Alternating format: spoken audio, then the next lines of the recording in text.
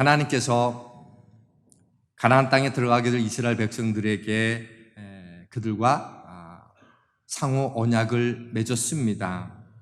너희가 하나님만 경외하고 우상을 숭배하지 말라. 그들 중에 하나도 남기지 말고 진멸하라. 그러면 내가 너희와 영원한 언약을 맺겠다. 그렇지 아니하면 가나안 족속이 너희들에게 가시가 되게 하겠다라는 말씀을 주셨습니다. 그런데 이스라엘 백성들은 가나안 땅을 정복해서 각 지파별로 땅을 차지하게 되자 가나안 족속들을 자기들의 편리대로 노예로 종으로 부리기 시작을 했고, 그리고 우상 숭배를 하기 시작했습니다. 그리고 여호수아와 또 그 생전에 함께했던 장로들이 죽자 그 다음 세대들로 이르게 되자 그들은 하나님이 어떤 일을 하셨는지도 몰랐고 또 하나님 존재 자체도 몰랐던 일들이 일어나서 다음 세대가 전혀 다른 세대가 되어버리는 일이 일어났습니다. 그러고 나서 하나님께서 말씀하신 대로 이스라엘 백성들 가운데엔 가나안 족속이 또 혹은 주변 민족들이 그들에게 올무와 가시가 되어서 괴롭히기 시작했고 압제하기 시작했습니다. 그러면 이스라엘 백성들은 하나님께 부르짖었고, 그러면 하나님은 사사를 부르셔서 평화의 기간을 허락해 주셨어요. 그리고 평화의 기간이 일정 기간 동안 진행되어지면 또 다시금 하나님 앞에 우상을 하고 죄를 반복하는 일들이 악순환이 그들 가운데 벌어졌습니다. 그리고 오늘 본문은 오늘 우리에게 말씀해 주고 있기를 4장 1절은 사사 에웃이 죽자 또 하나님 목전에서 악을 행하였다 이렇게 말하고 있습니다. 그 단어가 참 마음 아프지 않습니까? 또 하나님 앞에서 악을 행하였다는 거죠. 그러자 이번에는 그동안에는 주변의 민족들을 통해서 고통을 받게 했는데 이제는 가나안 족속인 하솔의 야빈 왕을 통해서 고통을 받게 하셨습니다. 이 야빈 왕은 요즘으로 말하면 탱크, 철병거 900대를 거느리고 있었고 당대 최고의 장수라고 할 수 있었던 시스라를 군대 장관으로 둔 사람, 그들이 20년 동안 이스라엘 백성들을 압제하기 시작했습니다. 이런 상황이 되자 이스라엘 백성들은 또 하나님께 부르짖기 시작을 합니다. 그리고 3절은 이렇게 말합니다. 야빈 왕은 철병거 900대가 있어 20년 동안 이스라엘 자손을 심히 학대했으므로 이스라엘 자손이 여호와께 부르짖었더라. 그때에 하나님께서 드보라라고 하는 사람을 사사로 세웠는데 이는 여인이었어요. 성경은 뭐라고 소개해주고 있는가 하면 랍비돗의 아내라고 소개해주고 있습니다. 아니 어떻게 그 남자의 아내인 연약한 여자를 사사로 하나님이 세울 수 있었을까요?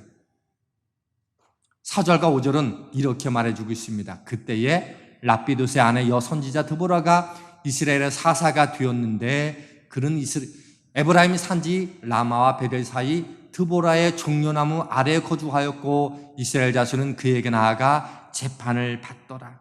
성경은 여자가 사사로 쓰임받았으면 그의 외모나 그의 지혜나 그의 능력을 설명해 주는 것이 마땅할 것 같은데 여선지자 드보라라고 소개해주고 있고 그는 어디에? 종려나무, 드보라의 종려나무 아래에 거주하였다 이렇게 소개해주고 있습니다. 어떻게 드보라가 여인이 사사로 부름받을 수 있었을까요? 첫 번째 이유가 뭐인가 하면 그는 여선지자였다라고 하는 겁니다. 선지자가 어떤 사람이었습니까? 하나님의 영을 받고 하나님의 마음을 이해하고 하나님의 뜻을 그대로 선포하는 사람이 선지자 아닙니까? 이스라엘의 역사를 보면 이 하나님 백성들을 향해서 재판할 수 있었던 사람들은 하나님의 영이 그 삶 가운데 임했던 사람이었어요. 그러니 하나님의 영은 옳은 것과 옳지 않은 것에 대해서 침묵하지 않으셨던 거죠. 하나님의 영이 임하면 그가 누구라도 그 앞에서 당당히 말할 수 있는 사람이 선지자였어요. 드보라는 그런 사람이었다는 거예요. 하나님의 영이 그 가운데 임하자 오늘도 그의 종려나무 아래에서 백성들을 재판하는, 뭐로? 그의 지혜가 아니라 하나님의 지혜로 재판하는 사람이었다는 거예요. 근데 재밌는 것은 이 여인의 드보라라는 이름의 뜻이 뭐인가 하면 꿀벌이에요. 꿀벌. 꿀벌에서 나오는 게 뭐예요? 꿀이지 않습니까? 그 얘기는 뭐예요? 그 드보라가 하나님의 영을 받고 꿀벌이라고 하는 이름의 뜻을 가지고 난 사람이 백성들을 재판한다는 건 뭐예요? 하나님의 공의가 그의 입술에서 꿀처럼 흘러나와서 하나님의 정의가 펼쳐지는 그 일들을 하고 있었던 여인이었다고 하는 겁니다. 하나님은 그런 여인을 사사로 부르셨어요. 근데 참 은혜로운 것은 그렇게 나를 사사로 불렀으면 내가 하나님의 일들을 감당하면 될 터인데 이 여인은 사사로 부름받고 혼자 그 일들을 감당하지 않았어요. 드보라는 납달리 땅 게데스에 사는 바락이라는 사람을, 그를 함께 동력하는 사람으로 그를 불렀어요. 그리고 바락은 이름의 뜻이 뭐인 거면 번개예요. 힘 있고 능력 있고, 그죠? 마치 슈퍼맨인가? 지나가면 번개 쫙 한번 이렇게 사인 나는 그 누구죠? 뭐 하여간 그런 종류라는 거예요. 그러니까 꿀벌인 여인이 번개라고 하는 바락과 함께 협력해서 어두운 시대에 하나님의 일을 감당하는 상황이 된 거예요. 그러니 꿀벌이라고 하는 여성이 갖고 있는 건 여성성, 뭔가 약해 보이는 것 같은 그 상황에 번개가 함께 등장한 거예요. 그리고 사무엘상 12장 11절에서는 바락에 대해서 이렇게 소개해주고 있어요. 여호와 앞에서 여룻바알과 기돈이죠, 베단과 입다와 사무엘을 보내사 너희 사방 원수의 손에서 건져내사 너희에게 안전하게 살게 하셨거늘. 그리고 여기에 여룻바알과 베단이라고 하는데 베단 앞에 일각주가 있을 거예요. 그 보면 70인역에서는 이 베단을 바락이라 이렇게 표현해 놨다는 거예요. 그러니까 바락이 어떤 사람인 거예요? 사무엘 선지자가 볼 때도 그는 용사였던 사람이었던 거지요. 그리고 히브리서 11장 32절, 히브리서는 믿음의 장 아닙니까? 이렇게 얘기되고 있습니다. 내가 무슨 말을 더하리요? 기드온, 바락, 삼손, 입다, 다윗 및 사무엘과 선지자들의 일을 말하려면 내게 시간이 부족하리로다. 히브리 선지자가 믿음의 사람들을 쭉 연구하면서 기드온 다음에 바락을 이야기하고 있어요. 바락은 용맹한 사람이었지만 믿음의 사람이었다라고 오늘 우리에게 소개해주고 있습니다. 그런 바락이 드보라와 함께 일을 하게 된 거예요. 우리가 하나님의 영에 사로잡히면, 우리가 하나님의 일을 감당할 때 하나님의 영에 민감하면 하나님께서 드보라에게 바락을 붙여주셨던 것처럼 여러분에게도 좋은 동력자를 함께 세워주실 줄 믿습니다. 그러니 오늘 우리에게 내 인생의 삶 속에서 좋은 삶의 파트너, 좋은 사업의 파트너, 내 인생의 좋은 친구를 하나님이 허락해 주시길 원한다면 오늘 우리에게 필요한 것은 하나님의 영에 사로잡힌 자가 되는 것들로 우리가 사모하면 되는 줄 믿습니다. 날마다 말씀에 사로잡히고 기도에 사로잡히고 말씀 가운데 여러분이 은혜에 풍성하게 됨으로 말미암아 여러분의 곁에 남편이 바락 같고 아내가 드보라 같고 직장의 동료가 상사가 그런 좋은 협력자로 여러분 가운데 맺어질 수 있는 축복이 여러분 인생 가운데 가득하게 되길 주님의 이름으로 축원합니다. 그래서 부모님은 기도할 때마다 내 자녀가 하나님의 영으로 충만하여서 좋은 믿음의 친구, 좋은 믿음의 선생님, 좋은 믿음의 동력자 붙여주시라고 기도할 수 있게 되길 간절히 축복합니다. 또 이 바락이 납달리 게데스에 사는 사람이라고 소개해주고 있어요. 근데 많은 학자들은 이 납달리가 도피성이 있었던 곳이거든요. 그리고 도피성 그 게데스가 이 레위인들이 살았던 곳이다, 이렇게 많은 학자들이 이 얘기를 해요. 그 얘기 뭐냐면 이 바락이 누구였다는 거예요? 레위인이자 군대 장관이었다라고 하는 거예요. 당시 세상은 제사장, 레위인, 12지파의 지도자가 이 유대 사회를 이끌어가는 공동체였어요. 이런 세상에서 남자를 세우지 않고 여인을 세웠다는 것은 한 인생 속에서 하나님의 영으로 늘 사로잡힌 인생이 얼마나 중요한지를 우리에게 보여주는 메시지인 줄 믿습니다. 그러므로 하나님이 세우는 지도자는 한 세대를 어두운 세대를 이끌어가는 지도자는 그가 얼마나 스펙이 많으냐 적느냐, 얼마나 많은 경험이 있느냐 없느냐보다 더 중요한 게 뭐예요? 하나님 마음에 합한 하나님의 영에 사로잡힌 자인 줄 믿습니다. 그러므로 우리 청년들 마음속에 이런 기도를, 이런 꿈을 품기를 소원합니다. 내가 이 세대를 한번 하나님의 거룩한 뜻을 품고 사는 사람이 되기 위해서 하나님, 제가 하나님의 영으로 가득한 인생 되기를 원합니다. 그렇게 기도하는 우리 다음 세대 될 수 있기를 주님의 이름으로 축원합니다. 사사가 된 이 스보라는 하나님께서 말씀하신 대로 바락에게 군대를 이끌고 다볼산으로 가라, 이렇게 명령을 합니다. 그러면 하나님께서 야빈의 하소랑 야빈과 그의 군대들을 기송강으로 이끌어내서 그들과 함께 싸워서 넉넉히 이기게 하겠다, 이렇게 말씀해 주셨어요. 그리고 성경은 이 싸움이 어떻게 끝났는지를 소개해 주고 있는데 그게 15절 말씀입니다. 이렇게 돼 있어요. 여호와께서 바락 앞에서 시스라와 그의 모든 병거와 그의 모든 온 군대를 칼날로 혼란에 빠지게 하심에 시스라가 병거에서 내려 걸어서 도망한지라, 이렇게 돼 있어요. 이 싸움은 누구 싸움이다? 하나님이 하시는 싸움이라는 거예요. 하나님께서 칼날로 그들을 혼란케 하셔서 이기게 하셨다는 거예요. 그러니까 이 싸움은 그런 싸움이라는 거예요. 그런데 여러분들, 다볼산은 산 꼭대기고 기송강은 그 밑에 있는 거예요. 근데 철병거를 갖고 있어요. 싸움이 되기가 쉽지 않아요. 산으로 꼭대기에 올라와서 철병거를 버리고 싸우지 않는 한은. 근데 하나님은 이 본문에 다 기록되어 있지 않지만 기송강 옆에 하나님이 철병거, 거기는 평지예요. 비가 안 오면 평지예요. 그런데 와디라고 하는 곳이라서 비를 내리면 곧 물이 흠뻑해서 철병거가 움직이기가 어려운 그곳인 거예요. 하나님은 그 지형을 이용하셔서 쉽게 이길 수 있게 하신 뜻이 있으셨던 거예요. 그런데 문제는 뭐인가 하면 8절입니다. 한번 같이 읽어보겠습니다. 시작. 바락이 그에게 이르되 만일 당신이 나와 함께 가면 내가 가려니와 만일 당신이 나와 함께 가지 아니하면 나도 가지 아니하겠노라 하니, 하나님이 명령을 주시고 사사가 가라고 했는데 바락, 저 못 갈 것 같아요 라고 말하는 거예요. 히브리서에도 등록되어 있고 사무엘 선지자도 그가 용맹한 사람으로 소개했던 그가 지금 뭐라고 얘기하고 있는가 하면 나 혼자 못 가겠어요.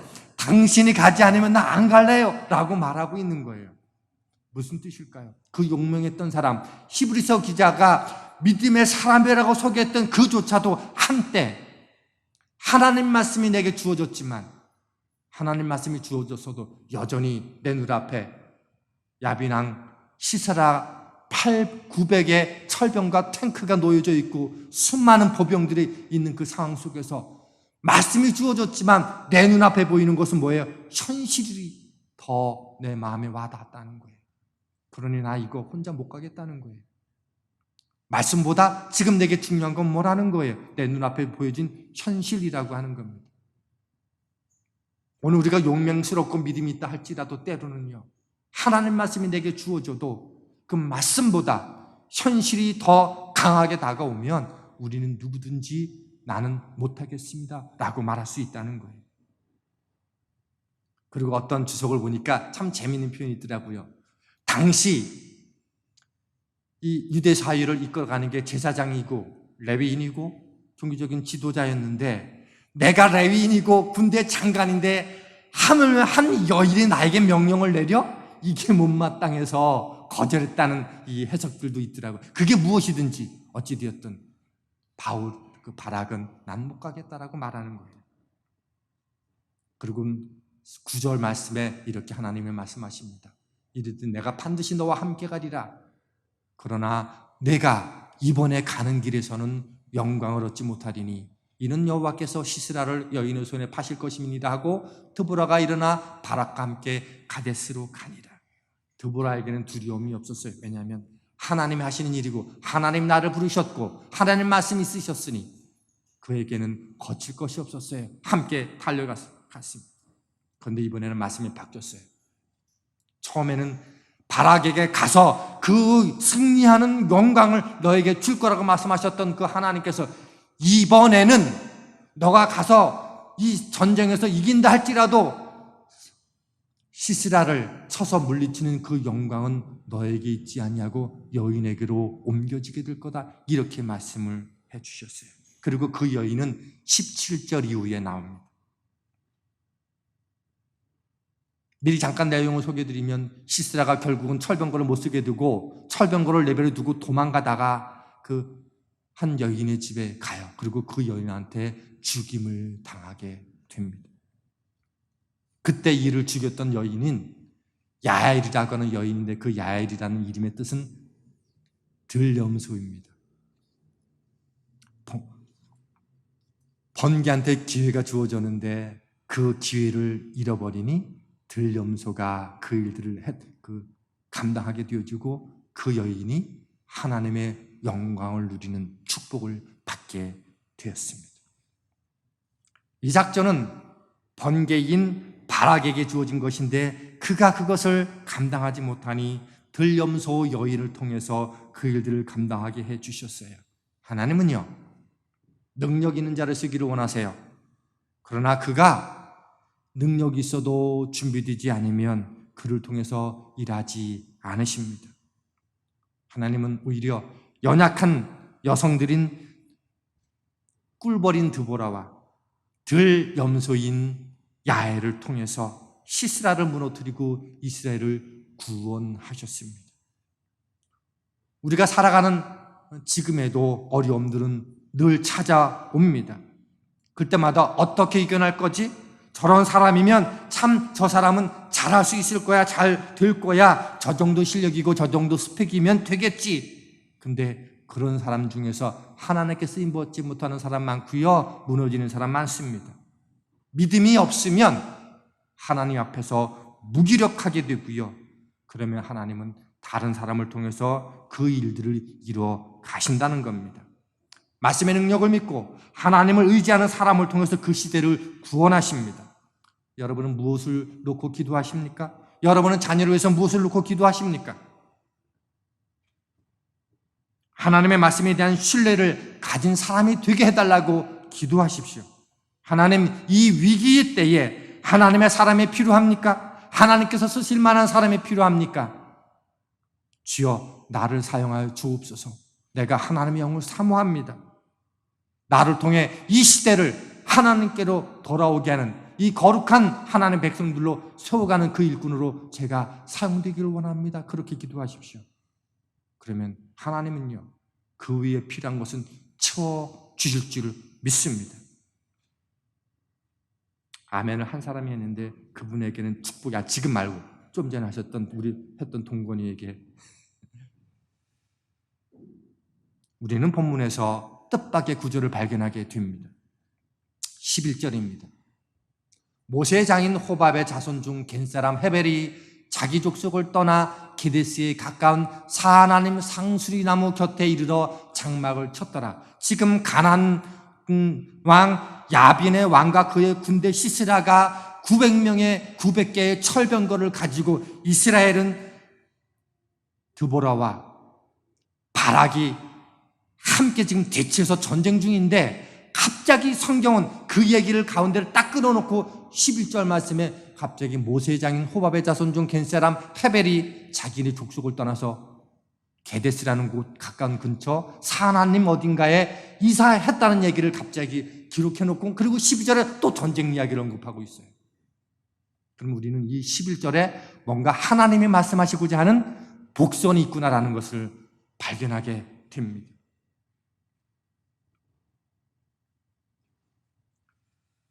헤벨이 어느 날 미디안 광야에서 자기네 족속들과 함께 살고 있는데 그 족속과 가족들과 헤어져서 먼 곳으로 이사를 하게 됐어요. 그 아내는 얼마나 속상하고 서운했을까? 족속을 떠난다는 게 얼마나 어렵습니까? 그죠? 그런데 그 일은 뭐다? 하나님이 하신 일이었다는 거예요.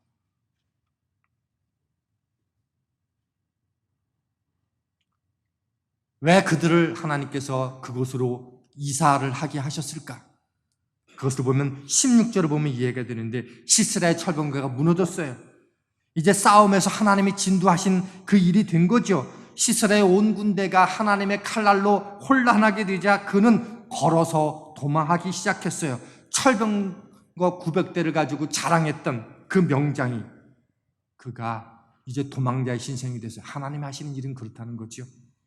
인간이 아무리 대단해 보여도 하루아침에 하나님이 묶어놓으면 아무것도 할 수 있는 일이 없는 거예요. 그리고 시스라가 도망가서 그 숨어 들어간 집이 누구인가 하면 11절에 헤벨의 집 그 아내의 야엘의 장막으로 숨어 들어간 거예요. 가나안 장수인이 다른 곳에 가면 쉽게 눈을 뜨이니까 아무나 못 간 거예요. 그리고 성경은 뭐라고 말하는가 하면 이 겐사람 헤벨의 집과 가나안 왕 야빈과 서로 잘 아는 사이라는 거예요. 그러니 군대 장관 시스라도 잘 아는 사이였던 거예요. 그러니 나를 아는 그 집에 숨어 들어간 거예요. 그리고 그 전쟁터에서 그리 멀지 않은 곳에 그 집이 있었다는 거죠. 그리고 그 집에 숨어 들어가자 여인, 가족들이 구하는 곳이 있고 가장 안쪽이 부인의 장막이 있는 곳이거든요. 그 안쪽으로 들어간 거예요. 놀라지 않았겠어요? 그러니 자기를 소개하니까 안심하 걱정하지 말라 이렇게 얘기했을 겁니다. 그러니 전쟁 중에 쫓기는 가운데 숨막히게 들어왔으니 얼마나 목이 말랐겠어요. 나로 마실 것 좀 달라 하니 우유를 줬어요. 그러고 났더니 그가 깊은 잠에 빠져들게 된 거죠. 그리고는 야엘이라는 들염소 여인이 말뚝을 그의 관자놀이에 말뚝으로 박아서 그를 단번에 죽였습니다. 그리고 바로 이어서 바락이 쫓아 들어왔는데 이미 그가 본 장면은 이미 시스라가 죽고 끝난 거예요. 성경은 바락이 나는 못하겠다라고 말할 때 너가 이번에는 하나님의 말씀으로 순종하지 않으므로 너에게 돌아갈 그 시스라를 죽였다고 하는 영광이 여인에게로 돌아갈 거라 하신 그 약속의 말씀 그대로 하나님은 그 말씀을 이루셨다고 하는 겁니다. 야엘이 장막에서 시스라를 죽이는 장면이 어떻게 등장했습니까? 11절과 17절을 우리가 비교해서 보면 이렇게 되어 있어요. 오세의 장인 호밥 자손 중 겐사람 헤벨이 자기 족속을 떠나 게데스 가까운 사하나님 상수리나무 곁에 이르러 장막을 쳤더라. 그리고 17절로 넘어가니까 그 헤벨의 집 사이에는 화평이 있더라. 이 놀란 하나님의 섭리가 보이십니까? 어느 날 한 가정을 옮겼는데 그 옮긴 그 가정이 지금 대적과 친밀한 관계가 있다라고 하는 것들을 우리에게 보여주고, 그리고 다시 17절과 22절을 비교하면 이렇게 돼요. 17절 야엘의 집과 관계가 있었어요. 그리고는 22절에 보니까 야엘이 그를 죽이고 바락에 들어가 보니 시스라가 엎드려져 죽었고, 11절에 헤벨이 17절에 그 헤벨이고 17절에 그 야엘이 22절에 그 야엘인 거예요. 이 모든 것들을 하나님이 주관하셨고, 그리고 그 일에 헤벨과 야엘은 순종했습니다. 아무것도 아닌 것 같은 사람을 통해서 하나님은 승리를 만들어내셨어요. 갑자기 난감한 상황, 뜻밖의 상황으로 인도할 때 순종하는 사람을 통해서 하나님은 큰 승리를 얻게 하시고 그로 하여금 바락이 누릴 수 있는 영광을 대신 누리게 해주셨어요.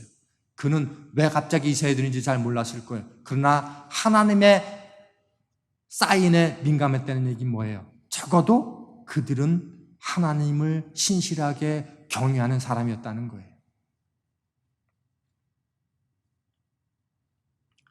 바둑을 두다 보면, 한참을 싸다 보면 그 한 사람이 받을 돌을 어떤 이상한 곳에 딱 뒀는데 해설자가 그렇게 말할 때가 있어요. 우리는 저게 왜 뒀지라고 생각하는데, 저 돌은 신의 한 수입니다. 드디어 이 대국은 역전됐습니다 라고 하는 중계를 가끔씩 볼 수가 있어요. 하나님이 하시는 일은요, 그 한 수가 아무것도 아닌 것 같은데 그 수가 모든 상황을 바꿔놓는 신의 한 수가 되는 상황으로 바꾸실 때가 있더라는 거예요. 이 헤벨의 가정이 그렇게 신의 한 수가 됐습니다. 반대로 우리가 생각하면 될 것 같은데 안 되는 때가 있고요. 이건 아닌 것 같은데 되는 때가 있어요. 헤벨과 엘은 갑자기 이사를 하면서 내가 왜 이곳에 옮겨야 되는지 고민도 됐을 거예요. 그러나 그것은 하나님의 신의 한 수였던 겁니다. 우리 역시 믿음의 길을 걸어가면서 그런 일들을 경험할 수 있어요. 지금 내가 여기서 뭐 하고 있는 거지?